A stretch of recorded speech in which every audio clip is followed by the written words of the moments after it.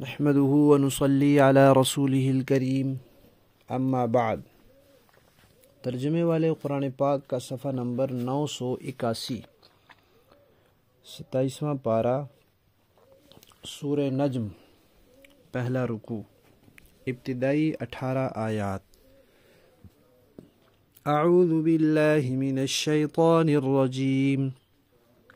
بسم اللہ الرحمن الرحیم۔ والنجم إذا هوى ما ضل صاحبكم وما غوى وما ينطق عن الهوى إن هو إلا وحي يوحى علمه شديد القوى ذو مرة فاستوى وهو بالأفق الأعلى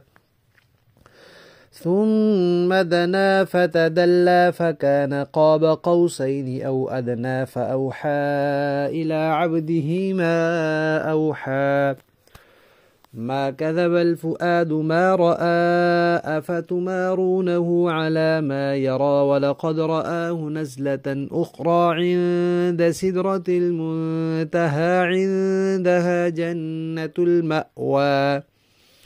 إذ يغشى السدرة ما يغشى ما زاغ البصر وما طغى لقد رأى من آيات ربه الكبرى صدق اللہ العظیم۔ گزشتہ سورت سے اس سورت کا جو ربط، جوڑ اور تعلق ہے وہ سورت کے تعارف میں بتا دیا گیا ہے۔ اس سورت کا جو مرکزی عنوان ہے وہ بھی بتایا گیا ہے کہ نبی پاک صلی اللہ علیہ وسلم اللہ کے رسول ہیں اور ان کے پاس جو باتیں آتی ہیں وہ وحی کے ذریعے آتی ہیں، اور تم جو باتیں کرتے ہو اندازے سے کرتے ہو۔ اب وحی کے بارے میں بات ہو رہی ہے کہ یہ قرآن اللہ کی وحی ہے،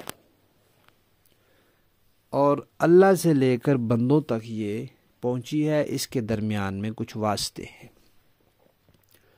نبی پاک صلی اللہ علیہ وسلم کے زمانے تک اس کے درمیان جو واسطے تھے ان میں سے 2 واسطوں کا تذکرہ کیا، ایک جبرائیل علیہ السلام اور ایک خود نبی پاک صلی اللہ علیہ وسلم۔ اس سے پیچھے بھی 2 واسطے ہیں، ایک ہے لوح محفوظ اور ایک ہے بیت العزت۔ قرآن پاک کو اللہ تعالیٰ نے لوح محفوظ میں محفوظ کیا، پھر وہاں سے لیلۃ القدر کی رات، لیلۃ القدر میں، رمضان میں ایک ہی مرتبہ سارا اکٹھا آسمان دنیا پر اتارا، پھر وہاں سے حضرت جبرائیل علیہ السلام تھوڑا تھوڑا کر کے لائے اور نبی پاک صلی اللہ علیہ وسلم کے قلب اطہر پر اتارا۔ پھر نبی پاک صلی اللہ علیہ وسلم کی زبان نبوت سے صحابہ کرام کے مبارک کانوں نے سنا، اور پھر صحابہ کرام نے ان کو اپنے مبارک ہاتھوں سے لکھا اور مبارک زبانوں سے آگے ان کو بیان کیا۔ تو بعد کے جو لوگ ہیں، مثلا آج کے زمانے کے، ان کے لیے تو اور بھی واسطے ہیں۔ مثلا سب سے پہلے ہے لوح محفوظ، پھر بیت العزت، پھر جبرائیل علیہ السلام، پھر نبی پاک، پھر صحابہ کرام کے کان، زبان، ہاتھ، وہ پھر اس کے بعد حضرت صدیق اکبر کے زمانے میں جو یکجا ہوا وہ، پھر حضرت فاروق اعظم، حضرت عثمان ذو النورین رضی اللہ تعالیٰ عنہ کے زمانے میں جو نشر ہوا وہ، اور پھر 1400 سال کے مسلمان، ان کا تسلسل، خصوصاً جو اہل سنت ہیں جو اس قرآن پر ایمان رکھتے ہیں، ان کا تسلسل، ان سب پر اعتماد ہوگا تو قرآن پر اعتماد ہوگا۔ اگر ان میں سے کسی واسطے پر اعتماد نہیں رہا تو پھر قرآن پر بھی اعتماد باقی نہیں رہے گا، کیونکہ ان واسطوں میں سے کسی کو نکال دیا جائے تو قرآن ہمارے پاس نہیں بچتا۔ اس زمانے میں چونکہ نبی پاک صلی اللہ علیہ وسلم خود حیات تھے، تو بس نبی پاک صلی اللہ علیہ وسلم اور جبرائیل امین کا تذکرہ کیا ہے کہ یہ 2 واسطے ہیں، اور یہ واسطے بڑے مضبوط ہیں، بڑے معتبر ہیں، بڑے بھروسے والے ہیں، بڑے امانت دیانت والے ہیں اور بڑی قوت والے ہیں۔ نہ تو یہ ان سے بھولنے کا امکان ہے، اللہ نے حفاظت کی ہے کہ صحیح صحیح پہنچے، نہ کوئی ان پر اثر انداز ہو کر اس میں کوئی گڑبڑ کر سکتا ہے، نہ یہ خود خائن ہے کہ اس میں کوئی خیانت کریں۔ لہذا مشرکین مکہ کے پاس جو قرآن پہنچ رہا ہے وہ بعین ہی وہی پہنچ رہا ہے جو اللہ کی طرف سے آ رہا ہے، لہذا ان کو چاہیے کہ اس کو مانیں، اس کو تسلیم کریں اور اس پر ایمان لائیں، اس کا انکار نہ کریں، اس کے ساتھ ضد بازی نہ کریں۔ تو نبی پاک صلی اللہ علیہ وسلم پر اعتماد کے لیے ان کو ستارے کی مانند قرار دیا کہ ستارہ جو ہوتا ہے وہ بالکل ٹھیک ٹھیک اپنے راستے پر چلتا ہے، وہ اپنے راستے سے ہٹتا نہیں ہے اور اپنی سمت نہیں چھوڑتا، جو راستہ اس کا ہے اس پر چلتا ہے۔ تو نبی پاک صلی اللہ علیہ وسلم بھی ٹھیک ٹھیک چل رہے ہیں، کوئی سمت نہیں چھوڑی، کوئی راستے سے ہٹے نہیں بالکل۔ اور جس طرح ستارہ جب ڈوبنے کے قریب ہوتا ہے تو اس کی اہمیت زیادہ بڑھ جاتی ہے کہ جلدی جلدی اس سے رہنمائی لے لو، پھر یہ ڈوب جائے گا۔ تو نبی پاک صلی اللہ علیہ وسلم سے بھی جلدی جلدی رہنمائی لے لو، ہمیشہ انہوں نے بھی زندہ نہیں رہنا، وہ بھی پھر دنیا سے چلے جائیں گے۔ اور ستاروں کو دیکھ کر رہنمائی لی جاتی ہے، لہذا آپ صلی اللہ علیہ وسلم سے رہنمائی حاصل کی جائے۔ اور نبی پاک صلی اللہ علیہ وسلم کے لیے صاحب کا لفظ بولا ہے، اشارہ کیا ہے کہ ان کی زندگی کے 40 سال تمہارے اندر گزرے ہیں، ان کے کردار پر، ان کے اخلاق پر، ان کی امانت دیانت پر، ہر چیز پر تمہیں اعتماد ہے، تم ان کو الصادق الامین کہتے تھے، اور عام زندگی میں کبھی انہوں نے جھوٹ نہیں بولا۔ اب یہ کیسے ہو سکتا ہے کہ ایک دم وہ اللہ تعالیٰ کے بارے میں جھوٹ بولنے لگ جائیں کہ اللہ نے یہ کلام بھیجا اور اللہ نے نہ بھیجا ہو؟ یہ ممکن نہیں ہے۔ اور پھر نبی پاک صلی اللہ علیہ وسلم کے پاس یہ کلام جو فرشتہ لاتا ہے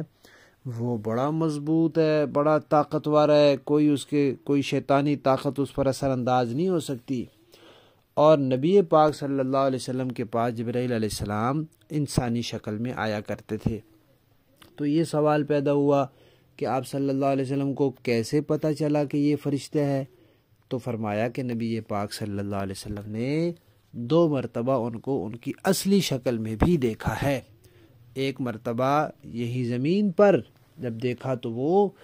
افق پر نظر آ رہے تھے، آسمان کے کنارے پر، اور دائیں سے بائیں، مشرق سے مغرب بھرا ہوا تھا آسمان ان سے 600 پر ان کے۔ اور دوسری مرتبہ ان کو دیکھا معراج کی رات، جب وہ نبی پاک صلی اللہ علیہ وسلم سدرۃ المنتہا کے پاس گئے تو وہاں جبرائیل علیہ السلام کو اصلی شکل میں دیکھا۔ تو اصلی شکل میں دیکھ لیا تو پہچان لیا۔ تو حضور بھی جبرائیل سے واقف ہیں، جبرائیل بھی حضور سے واقف ہیں، اور جبرائیل حضور کے قریب آئے۔ جب حضور نے دیکھا جبرائیل کو اصلی شکل میں تو جبرائیل حضور کے قریب آئے، پھر اور قریب آئے، پھر اور قریب آئے، بالکل قریب آ گئے۔ بلکہ پہلی وحی میں تو جبرائیل نے اپنے سینے کے ساتھ لگایا اور دبایا تو بالکل قریب آ گئے۔ تو عرب کے اندر جیسے ہمارے ہاں فاصلے کے لیے مقدار بیان ہوتی ہے کہ کلومیٹر، میٹر، گز، فٹ، بالشت، 1 انگلی، 1 چپا، یہ مقدار بیان ہوتی ہے۔ تو عرب میں بھی اس طرح مقداریں بیان ہوتی تھی۔ وہ کہتے تھے 1 نیزے کے بقدر، 1 کمان کے بقدر، کمان کا جو دھاگا ہوتا ہے تانت اس کے بقدر۔ تو یہاں اسی کا تذکرہ کیا ہے کہ جبرائیل علیہ السلام نبی پاک کے اتنے قریب آ گئے کہ کمان کی جو تانت ہوتی ہے اس کے بقدر، بلکہ اس سے بھی زیادہ قریب آ گئے۔ تو دونوں ایک دوسرے سے خوب واقف ہیں، خوب پہچان ہے، اور دونوں امانت دار، دیانت دار اور قوت والے ہیں، کوئی ان پر اثر انداز نہیں ہو سکتا۔ لہذا یہ قرآن وہاں سے مشرکین تک اور دوسرے مسلمانوں تک صحیح حالت میں پہنچ رہا ہے۔ پھر نبی پاک صلی اللہ علیہ وسلم نے معراج کی رات سدرۃ المنتہا کے پاس جبرائیل علیہ السلام کو دیکھا تھا۔ تو پھر سدرۃ المنتہا کا تذکرہ آیا کہ بھئی وہ کیا چیز ہے؟ وہ بیری کا ایک درخت ہے جو حد ہے، سرحد ہے، بارڈر ہے، نیچے اور اوپر کی، نیچے والے وہاں تک جاتے ہیں، اوپر والے وہاں تک آتے ہیں، اور وہ بہت بڑا درخت ہے۔ 6 آسمان میں اس کی جڑیں ہیں، 7ویں آسمان میں اس کی شاخیں ہیں، اور اس کے جو پتے ہیں وہ بڑے بڑے ہیں، جیسے ہاتھی کے کان بڑے بڑے ہوتے ہیں۔ اس کے جو بیر ہیں وہ بھی بڑے ہیں، جیسے مٹکے ہوتے ہیں بڑے بڑے۔ اور نبی پاک صلی اللہ علیہ وسلم نے جب اس کو دیکھا تو ایسا حسین و جمیل منظر تھا، ایسا خوبصورت منظر تھا، ایسا پر رونق اور دلکش منظر تھا کہ دنیا کی کوئی طاقت اس کو لفظوں میں بیان نہیں کر سکتی۔ آپ صلی اللہ علیہ وسلم نے خود فرمایا کہ اس حسن و جمال کو میں لفظوں میں بیان کر ہی نہیں سکتا، ایسا وہ منظر تھا۔ فرشتے، لاتعداد فرشتے سونے کے پتنگوں اور پروانوں کی شکل میں وہاں جمع ہوئے تھے نبی پاک صلی اللہ علیہ وسلم کی زیارت کے لیے۔ پھر یہ سفر معراج تھا، تو معراج کی رات نبی پاک صلی اللہ علیہ وسلم نے اور بھی بہت کچھ دیکھا تھا، اللہ نے بہت کچھ دکھلایا۔ تو اس کے بارے میں بھی فرمایا کہ جو کچھ نبی پاک نے دیکھا، نبی پاک کی دل نے اس کی تصدیق کی اور پورا یقین کیا کہ واقعی یہی چیزیں دیکھ رہا ہوں، کیونکہ اللہ جب دکھا ہی وہی رہے تھے تو دل نے بھی کبھی ہوتا ہے انسان آنکھوں سے کچھ دیکھ رہا تھا لیکن دل کہہ رہا تھا نہیں یہ پتہ نہیں صحیح ہے یا نہیں، ایسا نہیں تھا۔ دل نے کوئی غلطی نہیں کی، اس کو کوئی جھٹلایا نہیں، بالکل پورے یقین کے ساتھ دیکھا۔ اور نبی پاک صلی اللہ علیہ وسلم کی آنکھیں بھی انہی چیزوں کی طرف مرکوز رہیں جو اللہ نے دکھائیں۔ بڑے جب کوئی چیز دکھا رہے ہوتے ہیں تو پھر اس کو چھوڑ کر دوسری چیزوں کی طرف دیکھنا، چاہے کنکھیوں سے دیکھے یا چاہے پوری آنکھوں سے دیکھے، یہ بے ادبی شمار ہوتی ہے، یہ ناقدری ہوتی ہے۔ تو اللہ جو کچھ دکھا رہے تھے نبی پاک وہی کچھ دیکھ رہے تھے، اس کے علاوہ اور کسی طرف وہ نظر نہیں کر رہے تھے۔ لہذا انہوں نے اللہ کی بڑی بڑی نشانیوں کو دیکھا۔ تم لوگوں کو شک نہیں ہونا چاہیے کہ نبی پاک نے پتہ نہیں کیا دیکھا اور نبی پاک نے پتہ نہیں جبرائیل کو دیکھا یا نہیں دیکھا، یہ شک سارے دل سے نکال دو، اللہ اس چیز کی گواہی دے رہے ہیں۔ پھر نبی پاک صلی اللہ علیہ وسلم کے صحیح راستے پر قائم رہنے کی اور راستے سے نہ ہٹنے کے لیے دو لفظ بولے ہیں، ایک ہے ضلع، ایک ہے غوا۔ تو ضلع کا معنی ہے